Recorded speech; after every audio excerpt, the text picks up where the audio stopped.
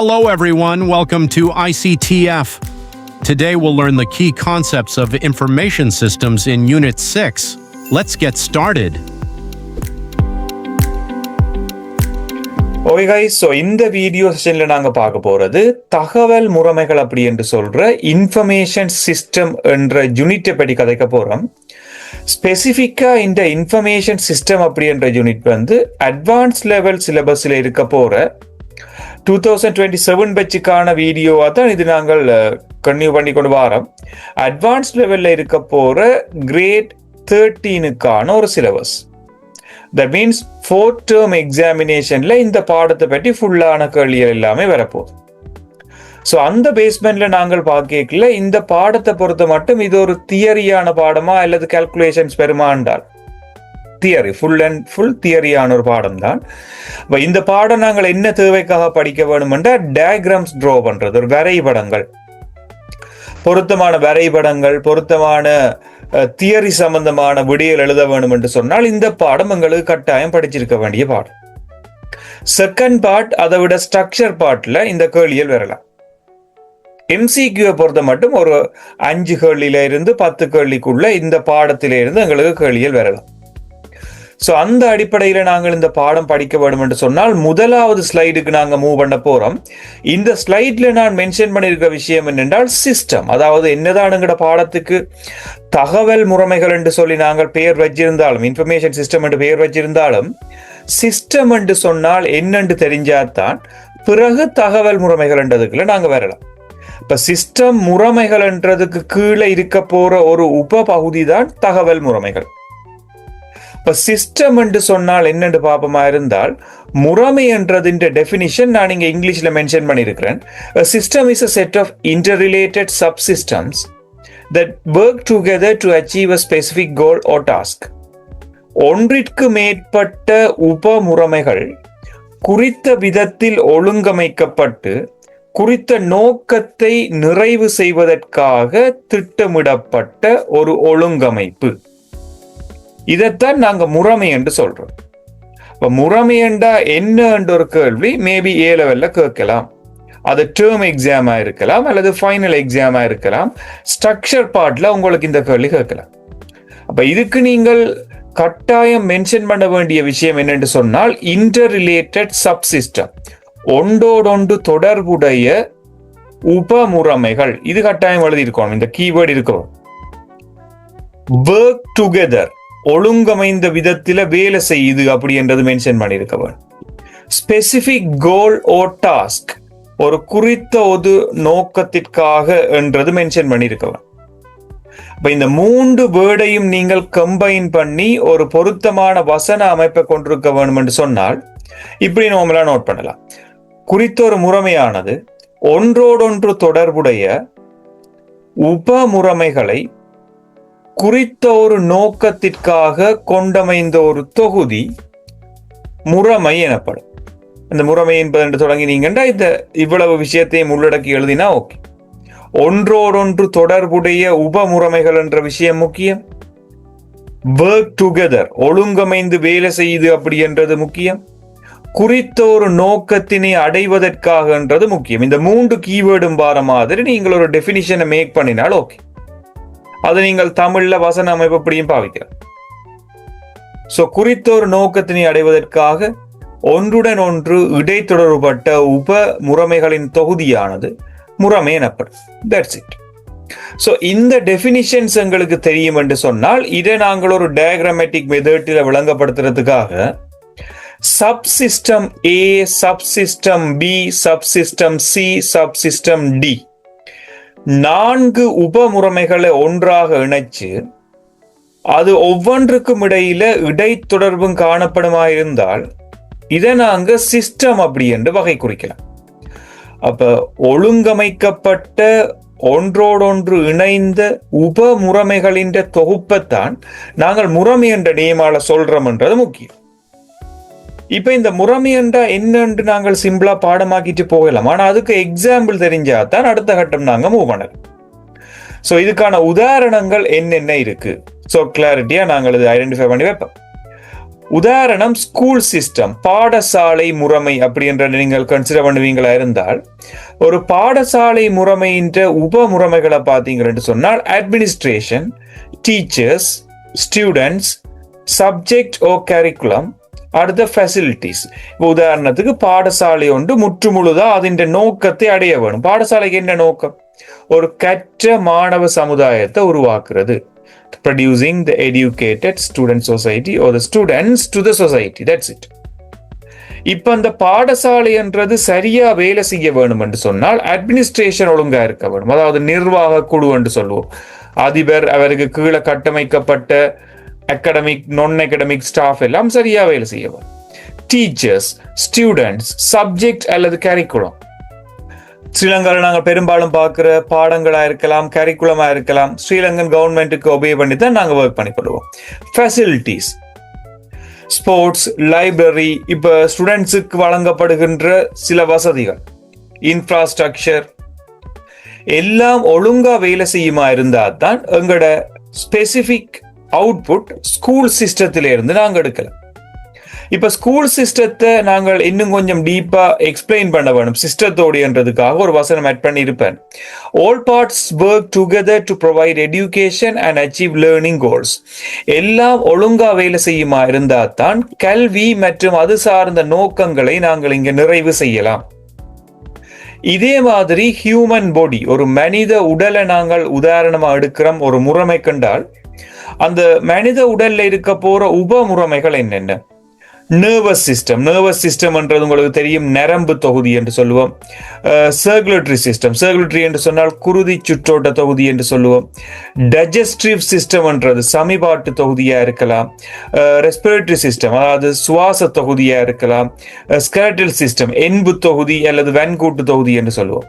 So இந்த தொகுதிகள் அனைத்தும், நிறைய தொகுதிகள் இருக்கும். ஸோ இப்படியான தொகுதிகள் எல்லாம் ஒழுங்கா வேலை செய்யுமா இருந்தா தான் all parts work together to keep the body alive and functioning.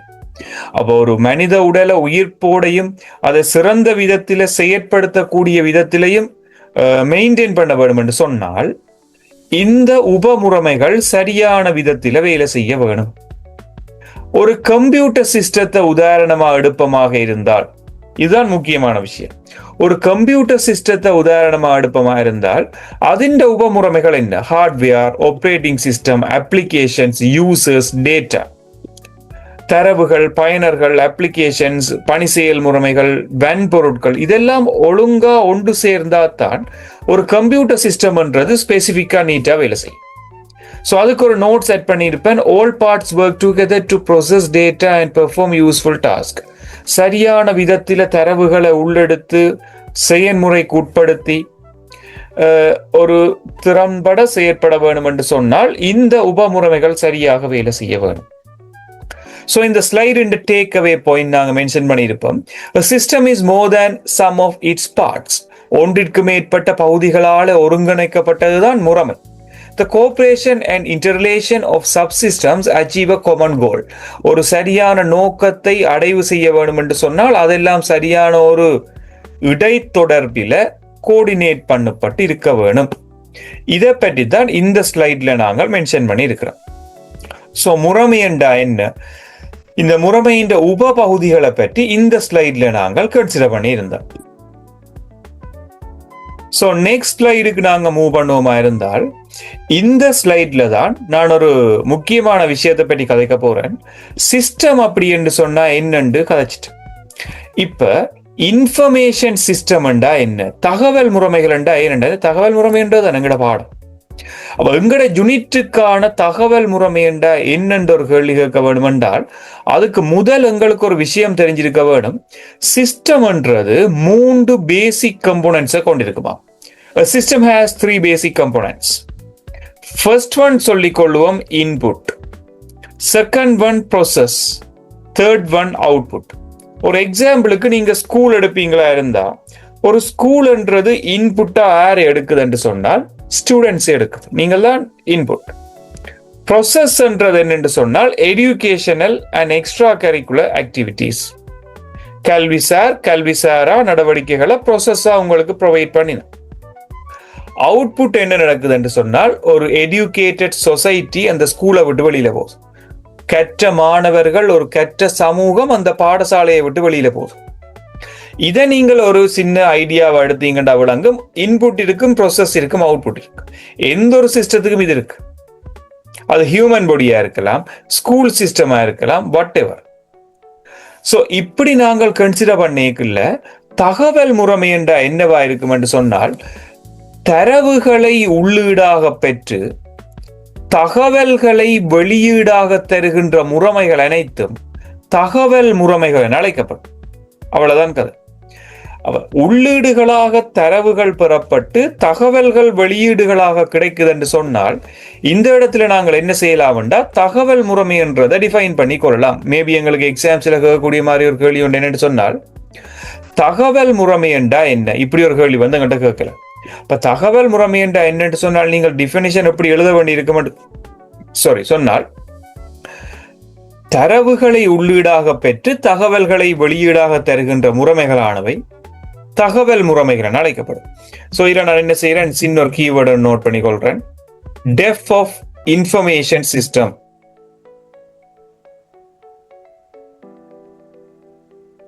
So இப்போ எங்களுக்கு டெஃபினிஷன் ஆஃப் இன்ஃபர்மேஷன் சிஸ்டம் எப்படி வர போறாருன்னு பார்த்தீங்கன்னு சொன்னால், தரவுகளை உள்ளீடாக பெற்று தகவல்களை வெளியீடாக தருகின்ற முறைமைகள் அனைத்தும் தகவல் முறைமைகள் என அழைக்கப்படும். The information systems are getting the data as inputs and producing the information as output. தரவுகள் உள்ளீடாக பெறப்படுவது, தகவல்கள் வெளியீடாக கிடைக்குது என்று சொன்னால் அது தகவல் முறைமை. சோ இந்த இடத்துல கூட நான் தகவல் முறைமை என்றதை விட முறைமை என்ற என்னென்னு மென்ஷன் பண்ணியிருப்பேன். முறைமை என்றது ஒன்றோடொன்று இடைத்தொடர்பில் இருந்தால் தான் வேலை செய்யும். அப்ப நாங்கள் தகவல் முறைமை என்றா என்னென்று படிச்சுட்டோம், டெபினிஷன் எங்களுக்கு விளங்கிட்டு. ஓகே, உதாரணம் என்ன, தகவல் முறைமைக்கு எக்ஸாம்பிள் என்ன? நாங்கள் இன்றைக்கு யூஸ் பண்ற பெரும்பாலான மென்பொருட்கள் தகவல் முறைமைகளாகத்தான் இருக்கு. அது மைக்ரோசாஃப்ட் எக்ஸலா இருக்கலாம், மைக்ரோசாஃப்ட் பவர் பாயிண்டா இருக்கலாம், மைக்ரோசாஃப்ட் அக்சஸா இருக்கலாம். நாங்கள் பயன்படுத்துகின்ற பெரும்பாலான மென்பொருட்கள் உண்மையில தகவல் முறைமைகள் என்ற கேட்டகரிக்கான் வரும். இப்ப உதாரணத்துக்கு சோசியல் மீடியாவை எடுத்தா கூட, நாங்க ஒரு ஃபேஸ்புக் அக்கௌண்ட் ஒன் பண்ணணும்னா எங்களோட நேமை கொடுக்குறோம், அட்ரஸை கொடுக்குறோம், எங்களை பற்றின டீட்டெயில்ஸ் எல்லாத்தையும் கொடுக்குறோம், இன்க்ளூடிங் டேட் ஆஃப் பர்த். நாங்கள் போடுற போஸ்ட், நாங்க செய்யற கமெண்ட்ஸ், நாங்க ஷேர் பண்ற போஸ்ட், எல்லா டீட்டெயிலும் தரவுகள், டேட்டா. அந்த டேட்டாவை ஒழுங்கமைச்சு லாஸ்டா எங்களோட ப்ரொஃபைல் ஒரு ஆள் பார்க்கல எல்லாம் ஒழுங்கமைந்த விதத்துல காட்சிப்படுத்தப்படுது. So well organised content must be in Facebook or the social media. So that we all are known as social media analyze. That also considered as the information system. அந்த சமூக வலைத்தளத்தின் பகுப்பாய்வு செய்யப்பட்ட ஒரு விடயத்தை கூட நாங்கள் எடுக்கலாம் ஒரு தகவல் முறைமையாக. தகவல் முறைமை என்ற என்னென்று சொன்னால், தரவுகளை உள்ளீடாக பெற்று தகவல்களை வெளியீடாக தருகின்ற முறைமைகள். அதுக்காக நாங்கள் கம்ப்யூட்டர்ல என்ட பண்ற சிஸ்டத்தை மட்டும்தான் தகவல் முறைமையை எடுப்போம்டா இல்லை. இப்ப உதாரணத்துக்கு நாங்கள் எங்கட ஸ்கூல் எடுத்தோம் என்று சொன்னா, எங்கட ஸ்கூல்ல ரெஜிஸ்டர் இருக்கு. அந்த ரெஜிஸ்டரை கையாள எழுதுறோம். நோமல் ஸ்ரீலங்கால பெரும்பாலும் எல்லாருமே ரெஜிஸ்டர் கையாள மார்க் பண்ணிடலாம். Manual system. ஒவ்வொரு student name, index number, date of birth, என்ன ஹவுஸ், அதாவது கிரிக்கெட் சொல்லணும், அத்லெட்டிக் மீட்ல நாங்கள் விளையாட்டு போட்டியில என்ன ஹவுஸ்ன்றதை மென்ஷன் பண்ணியிருப்போம். ஸோ அதெல்லாம் சேர்ந்து ஒரு ரெஜிஸ்டர். அந்த ரெஜிஸ்டரும் ஒரு தகவல் முறைமை தான். ஸோ தகவல் முறைமை என்றது தரவுகளை கைப்பற்றி அதை வச்சுக்கொண்டு தகவல்களை வெளியீடா தரும். அது கம்ப்யூட்டர் பேஸ்டாகவும் இருக்கலாம், கை வழியாக மேக் பண்ணப்பட்ட ஒரு மேனுவல் இன்ஃபர்மேஷன் சிஸ்டமாக கூட இருக்கலாம். இதை பற்றி நாங்கள் அடுத்தடுத்த ஸ்லைட்ல படிப்போம். அப்ப கொமனா சிஸ்டம்ன்றதை நாங்கள் எப்படி டிவைட் பண்ணலாம்? இன்ஃபர்மேஷன் சிஸ்டம்ன்றது அதோட ஸ்டாப் பண்ணிட்டு சிஸ்டம்ன்றது எப்படி நாங்கள் டிவைட் பண்ணலாம்? ஸோ அந்த கான்செப்டுக்கு வரைக்குள்ள சிஸ்டத்தை கொமனா நாங்கள் 3 டைப்பா டிவைட் பண்ணலாம். ஸோ அதுக்காக 3 டைப்பா மட்டும்தான் டிவைட் பண்ணலாம் இல்லை, நிறைய வகைகள் இருந்தாலும் அடிப்படையா பார்க்கல 3 வகைகளாக வகைப்படுத்தலாம். ஒன்று சொல்றது நேச்சுரல் சிஸ்டம், அடுத்தது மேன்மேட் சிஸ்டம். ஆர்டிபிஷியல் சிஸ்டம் என்ற வேர்ட் வந்து யூஸ் பண்றது குறை. இயற்கையான முறைமைகள், மனிதனால் உருவாக்கப்பட்ட முறைமைகள். Exist naturally in nature without human creation, மனிதர்களின் தலையீடின்றி உருவாக்கப்பட்ட முறைமைகள். Created by humans to achieve specific goal, குறிப்பிட்ட நோக்கத்தை அடைவதற்காக மனிதனால் உருவாக்கப்பட்ட முறைமைகள். அப்ப இயற்கை மற்றும் மனிதனால் உருவாக்கப்பட்ட முறைமைகள் என்று ரெண்டா பிரிக்கலாம் முறைமையை. அப்ப இதுக்கு உதாரணம் பார்க்கல ஹியூமன் பாடி, சோலார் சிஸ்டம் என்ற என்ன தமிழ் சொல்லிக்கொள்ளும், சூரிய குடும்பமா சம்திங், சூரியனை அடிப்படையா வச்சு கொண்டாங்க வேற வேற கிரகங்கள் எல்லாம் சேர்ந்து இருக்குமே அந்த சோலார் சிஸ்டம். எக்கோசிஸ்டம், எக்கோசிஸ்டம்ன்றது என்ன, நாங்கள் எங்களை சுற்றியுள்ள சுற்றுப்புற சூழல் அமைப்புகள், இதெல்லாம் இயற்கையான சைகைகள், இயற்கையான முறைமைகள். மனிதனால் உருவாக்கப்பட்ட என்று சொல்லிக்க school system, computer system, transportation system, பாடசாலை முறைமைகள், கரணி முறைமைகள், போக்குவரத்து முறைமைகள், இதெல்லாமே உண்மையில மனிதனால் உருவாக்கப்பட்ட முறைமைகள்.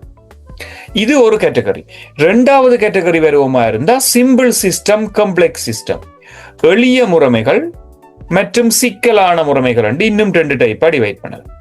ஸோ இப்படி டிவைட் பண்ணிக்கல இப்போ ஃபேன், லைட், பல்ப், கால்குலேட்டர் இதெல்லாம் சிம்பிள், ஒரு எளிய சாதனங்கள், சிம்பிளா ஒரு பர்பஸுக்கு பாவிக்கிறோம். இப்ப இதே ஹியூமன் பாடி, வெதர் சிஸ்டம், வானிலை அறிக்கைகள், வானிலை முறைமைகள், பேங்கிங் சிஸ்டம் என்ற வங்கியியல் முறைமைகள், இப்ப கொஞ்சம் சிக்கல் தன்மை கூடின முறைமைகள் எல்லாத்தையும் நாங்கள் காம்ப்ளெக்ஸ் சிஸ்டம் என்று கொண்டுறோம். இப்ப சிம்பிளா சொல்லணும்னா ஒரு ஸ்கூல்ன்றத கூட நாங்கள் சிம்பிள் சிஸ்டம் எடுத்தா எஜுகேஷன் டிபார்ட்மெண்ட் நாங்கள் காம்ப்ளெக்ஸ் சிஸ்டம் எடுக்கலாம். ஒரு ஸ்கூல் தனியா இருக்கே அது ஈஸியா இருக்கு அவங்களுக்கு பார்க்க. இதே எஜுகேஷன் டிபார்ட்மெண்டா கல்வி திணைக்களம், அது பெரிய நிறைய ஸ்கூல்கள் சேர்ந்தது, ஜோனல், ப்ரொவின்சியல் எல்லாம் சேர்ந்தது. ஸோ அப்படி பார்க்க அது காம்ப்ளெக்ஸ், சிக்கலான முறைமைகள். மூன்றாவது கேட்டகரி நாங்கள் டிவைட் பண்ணலாம் ஓப்பன் அண்ட் க்ளோஸ் சிஸ்டம். இதுதான் முக்கியம். ஓப்பன் அண்ட் க்ளோஸ் சிஸ்டம், திறந்த மற்றும் மூடிய முறைமைகள். இப்ப திறந்த மூடிய முறைமைகள் என்று சொல்லிக்கல இதை நான் டீப்பா சொல்லித்தர வேணும். பாஸ் பேப்பர் கேள்வியர் அடிக்கடி இதுல வாரது, டேர்ம் எக்ஸாம்ல கட்டாயம் கேள்விகள். எந்த ஒரு முறைமை வெளி உலகுடன் தொடர்பில் இருக்குதோ அது திறந்த முறைமை. இப்ப பாடசாலை முறைமை எடுத்தீங்கள் என்று சொன்னால் மாணவர்கள் வெளி உலகத்தில இருந்தான் உள்ள வரையினம், படித்த மாணவர்கள் திரும்ப வெளியில போயிடும். சோ உள்ளீடும் வெளியீடும் என்ன நடக்குதுண்டா வெளி உலகோட தொடர்பில் இருக்கு. ஹியூமன் பாடி என்று எடுத்தோம் என்று சொல்லி சொன்னால் உதாரணத்துக்கு ரெஸ்பிரேட்டரி, இப்ப சுவாச தொகுதி எடுத்தோம்டா ஆக்சிஜன்ன்றதை நாங்க வெளி உலகத்தில இருந்து எடுக்கிறோம், திரும்ப கார்பன் டை ஆக்சைடை வெளியில கொடுக்கிறோம். சோ ஹியூமன் பாடி என்றது ஒரு திறந்த முறைமை, ஓபன் சிஸ்டம்.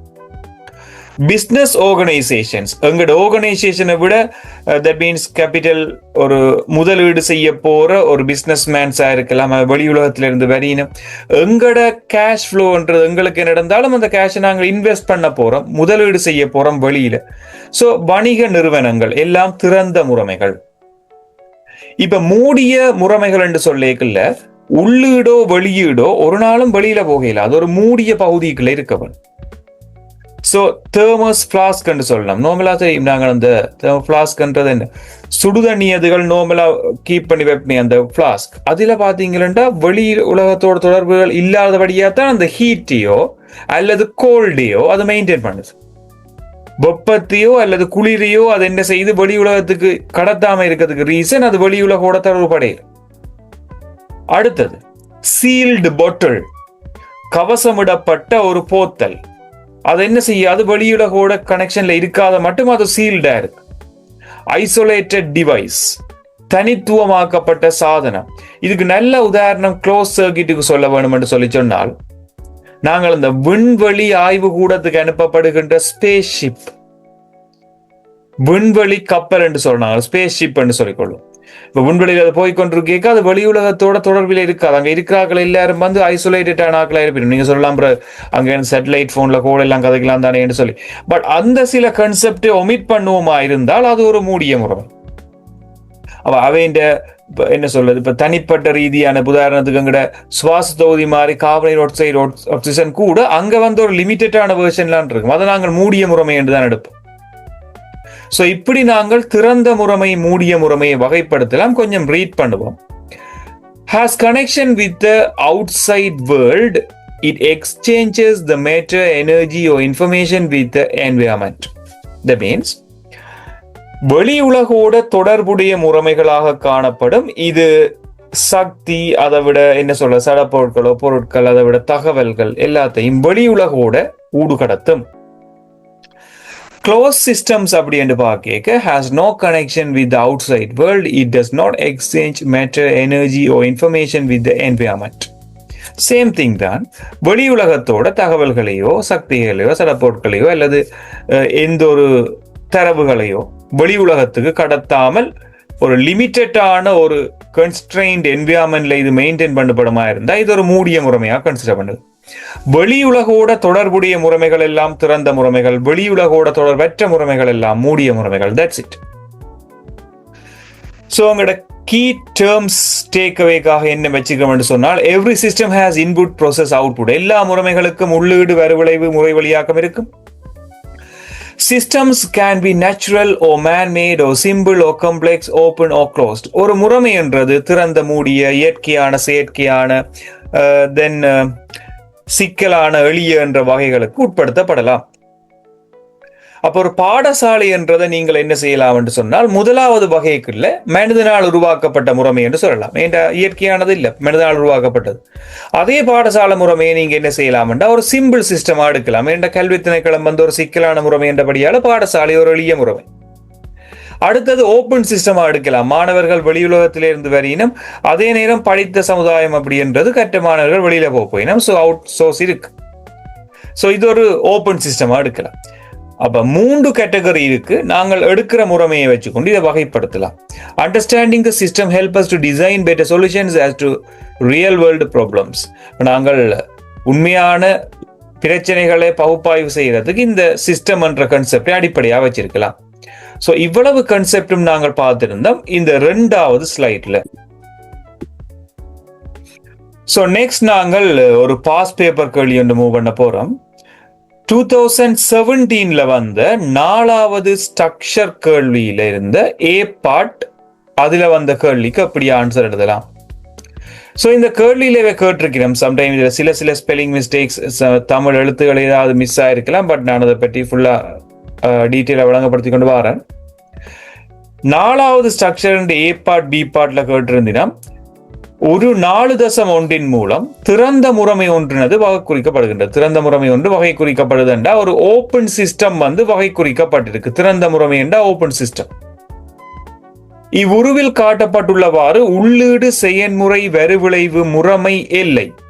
அப்ப முறைமை, எல்லை என்ற இந்த அடிப்படை கூரை எக்ஸ்ட்ராவா ஆட் பண்ணி போட்டு இது வந்து இந்த படத்தில வகை குறிக்கப்பட்டிருக்கா.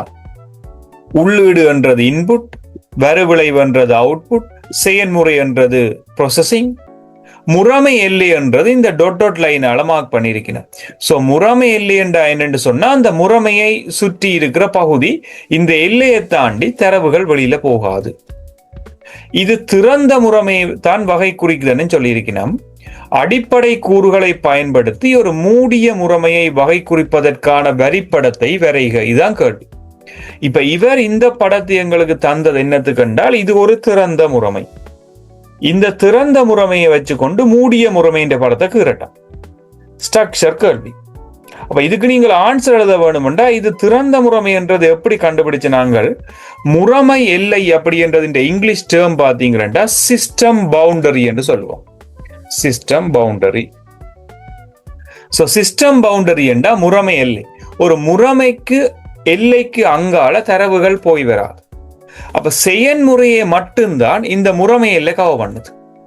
ப்ராசஸ் மட்டும்தான் ஒரு மூடிய பகுதிக்கு இருக்க போது, உள்ளீடுகளோ வெளியீடுகளோ அந்த முறைமையை விட வெளியில போய் வருது. ஸ்கூல் எடுங்க, ஸ்கூல்ன்றது திறந்த முறைமை. இப்ப ஸ்கூலுக்குள்ள இருக்க போற அந்த செயற்பாடு, அப்ப கிட்டத்தட்ட காலமே ஒரு மார்னிங் டைம் 7:30 இருந்து 1:30 மட்டும்தான் அந்த ஸ்கூல் மூடிய முறைமையா இருக்கும். வெளியில இருந்து ஒரு வரையிலாத வெளியில போகிறார்.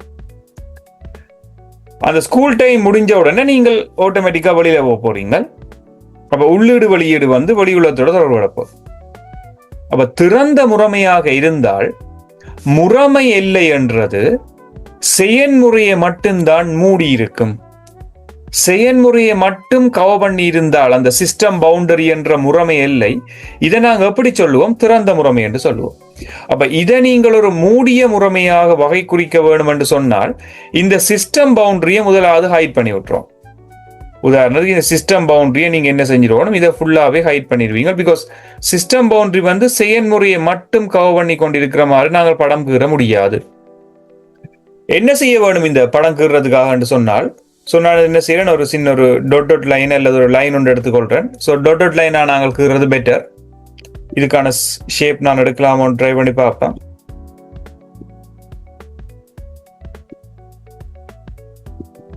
ஓகே, ஸோ ஒரு ரெட் கலராலே அல்லது ஒரு கிரீன் கலர் ஏதோ ஒரு கலர் எடுப்போம். இப்படி ஒரு லைன் ஒன்று போட்டுக்கோ. ஒரு டொட் லைனால நாங்கள் ஒரு பாக்ஸை போடுறது பெட்டரா இருக்கு. இப்போ நீங்களும் என்ன செய்யலாம், ஒரு டொட் லைனால மார்க் பண்ணி கொண்டு வரலாம். இப்போ இதுக்கு நீங்கள் எப்படியான ஒரு ஐடியா எடுத்துக்கொண்டு வரலாம் என்று சொன்னால், சிஸ்டம் பவுண்டரிய எல்லாத்துக்கும் சேர்த்து கவர் பண்ணும். ஒரு டேஷ் லைனால ட்ரா பண்றது பெட்டர். நான் இதுல ஷேப் இல்லாதபடியால இப்படி என்ன செய்யறேன், ஃபுல்லான ஒரு ஸ்கொயரா நாங்கள் ஒரு சின்ன ஒரு என்ன சொல்றது, ஒரு கவர் பண்ண பாக்ஸ் மாதிரி ட்ரா பண்ணினால், நீங்க டொட் லைனால மென்ஷன் பண்றதுன்னு எல்லாம் முறைமை இல்லை. சிஸ்டம் பவுண்டரி என்று இதை நாங்கள் குறிச்சு காட்டலாம். சுத்தி எல்லாத்தையும் கவர் பண்ணி விட்டுறேன். உள்ளீடு வரிவிளைவு செயல்முறை எல்லாத்தையும் ஒரு டொட் லைனால நாங்கள் கவர் பண்ணி விட்டோம் என்று சொன்னா, அது வந்து என்ன முறைமையா இருக்கும் என்றால், ஒரு மூடிய முறைமையா இருக்கு. திறந்த முறைமையா இருக்கு, அது மூடிய முறைமை, ஒரு க்ளோஸ் சிஸ்டமா இருக்கு. அப்ப அந்த எக்ஸாம் பேப்பருக்கு நாங்கள் திரும்ப இவ்வளவத்தையும் ட்ரா பண்ணிட்டு உள்ளீடு செயல்முறை வரிவிளைவு எல்லாத்தையும் சுத்தி கவர் பண்ணி விட்டோம் என்று சொன்னா, இது ஒரு மூடிய முறைமைக்கான வரைபடமா இருக்கும். That's it. சோ ரெண்டாவது கேள்வி இதுல கேட்டிருந்தினம். இந்த கேள்வி என்னென்று சொன்னால், மேலே ஒன்றில் நீங்கள் வரைந்த வரைபடத்தை அவ்வாறு வரைவதற்கான காரணத்தை விளக்குக. சோ இதுக்கான காரணம் என்னென்று பாத்தீங்கன்னு சொன்னால், இதுண்ட மெயினான ரீசன் என்னவா இருக்க போது, உள்ளீடு வரிவிளைவு செயல்முறை அனைத்தும் வெளியுலகுடன் தொடர்பினை கொண்டிருக்காது. அப்ப வெளியுலகோட தொடர்பை கொண்டிருக்காட்டிக்கு அது வந்து ஒரு மூடிய முறைமையாக கருதப்படும். அப்ப அந்த டேர்ம் அந்த இயர்ல நடந்த எக்ஸாமில எதுக்கு மார்க்ஸ் கொடுத்தினம் என்றால், வெளியுலகோட தொடர்பு படாது என்ற ஒரு வசனம் எழுதி இருந்தால் அந்த ஸ்டூடெண்ட்டுக்கு மார்க்ஸ். அப்ப இந்த பாஸ் பேப்பர் கேள்விக்கு ரெண்டாவது பாட்டுக்கு எப்படி விடை எழுத வேண்டும் என்று சொன்னால், குறித்த முறைமை எல்லையானது உள்ளீடு செயல்முறை வரிவிளைவு ஆகிய மூன்றையும் என்ன சொல்றது, மூன்றுக்கும் பொதுவாக காணப்படுவதனால் இங்கு முறைமையானது அல்லது முறைமையின் பகுதிகளானவை வெளியுலகுடன் தொடர்பு படாது. எனவே இது ஒரு மூடிய முறைமையாகும். So in closed system, the input, process as well as output, all the components of the system within or exist within the system boundary. So the system or the components of the systems want any connections with the out world or outside world. So the particular system will be considered as the closed system. That's it. So இப்படி ஒரு answer நீங்க எழுதுவீங்களா இருந்தால், இந்த கான்செப்டை வச்சுக்கொண்டு வெளியுலகோட தொடர்பு படையலை என்று சொல்லி ஒரு ஆன்சர் எழுதுவீங்களா இருந்தால், உங்களுடைய ஆன்சர் நோவலா நீங்கள் வந்து இந்த ஃபுல் மார்க்ஸ் எடுக்கக்கூடிய மாதிரி இருக்கு. That's it. So இந்த வீடியோ செஷன்ல நாங்க பார்த்திருந்தோம், ஒரு சிஸ்டம் அப்படின்றது இந்த இன்ட்ரோடக்ஷன், இன்ஃபர்மேஷன் சிஸ்டம் என்றால் என்ன, சிஸ்டத்தின் கிளாசிபிகேஷன்ஸ். லாஸ்டா இந்த இன்ட்ரோடக்ஷன் கான்செப்டை வச்சுக்கொண்டு நாங்கள் ஒரு பாஸ் பேப்பர் கேள்வியும் பார்த்திருந்தோம். ஸோ இன்னொரு புது வீடியோ கண்டென்ட்டோட இன்னொரு வீடியோவில் மீட் பண்ணிக்கொள்ளுவோம். இதன் தொடர்ச்சியான வீடியோவில் மீட் பண்ணிக்கொள்ளுவோம். தேங்க்யூ.